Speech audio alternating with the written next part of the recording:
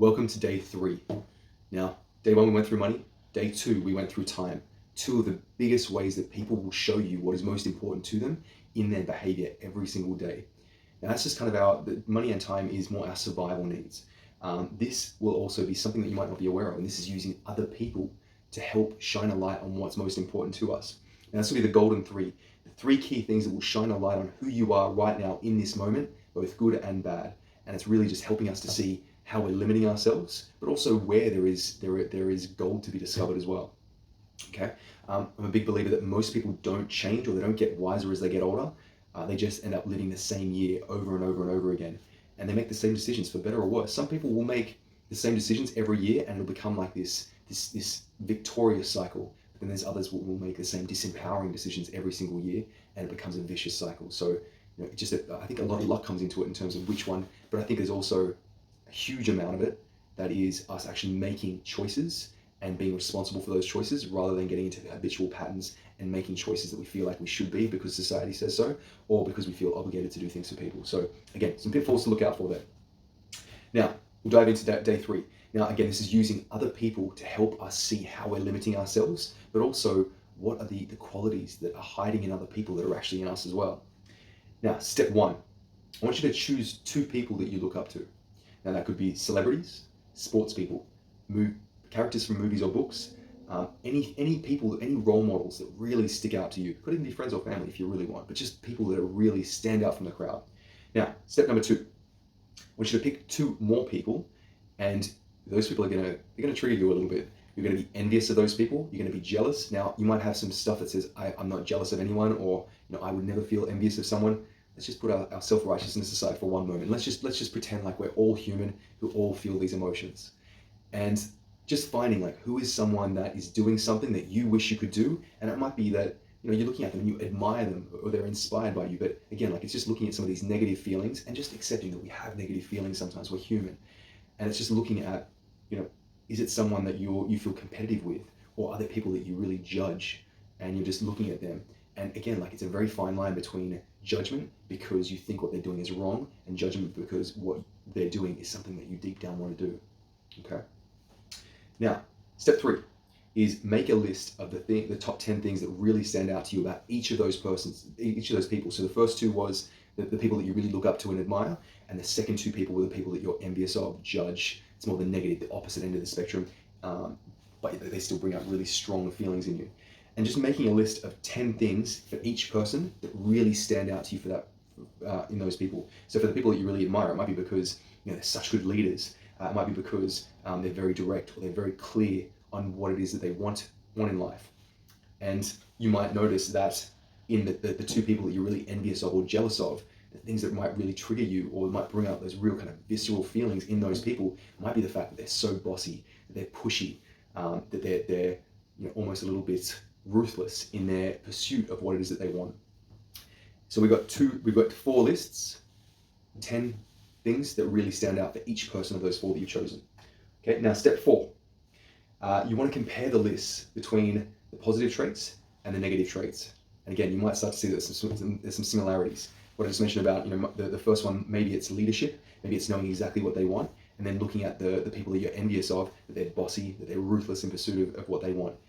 If you start to really start to connect the dots here, you'll see that they're both leadership styles. They're both very clear on what they want. They're both really, really like goal focused, and they're leaders. So again, like I'm a big believer that any strength that is overused can become a weakness. And sometimes it's just a simple case of dialing back that strength for it to actually become something that's actually a good quality again. But it's just interesting to notice how there's very similar qualities there, but they're just shown in different ways, but they both have a really strong emotional effect on you. And I think that's, if you want to be more of a leader in your life and you're looking to those kind of people, those people are reflecting back at you that these things are also in you as well. And it's like reminding yourself, like, this is in you. Like when you're ready to take it, this is in you. Okay. Number 5, I want you to compare the list and find the negative 3 traits that they all have in common. So with the first list, just looking, I want you to find 3 traits that they all have in common that is positive, something that you really want to embody in yourself and be more of. And the next part is to compare all of those 4 lists and find 3 negative things or traits or talents that are also in that they also kind of share in different ways. Okay. Now, with those negative comments, we want to dial them back a bit. We want to make them a little bit more palatable, a little bit more to where like they actually become strengths again. So, for example, being direct could be a good quality in someone, but if someone uses that too much, then they could become aggressive.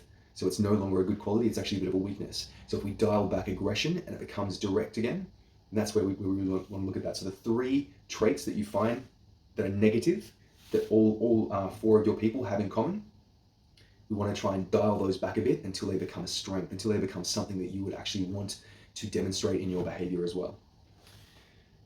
Now, the final step, step 7,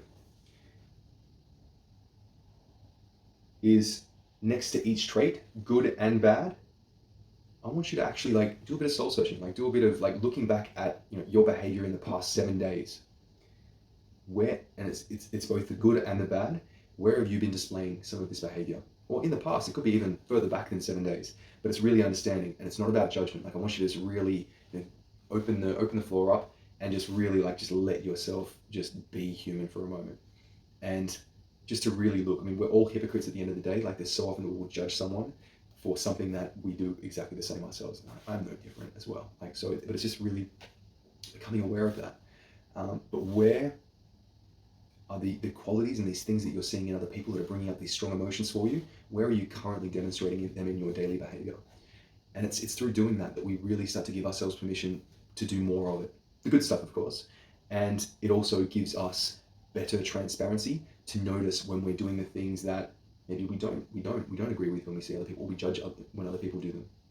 So it's really just helping us to create more awareness around our behavior, but also the really good qualities that we've got that are also in other people. So again, and similar to what we did in day 1 and day 2, you might want to break those down into 3. So of that final list of 6, the 3 positive traits that all 4 of those people share, the 2 people that you admire, the 2 people that you're jealous of, and then breaking down each of those into 10 traits, 10 things that stand out in each of those people, and then breaking it down into 3 positive traits, 3 negative traits, and then dialing back those 3 negative traits until they become strengths again.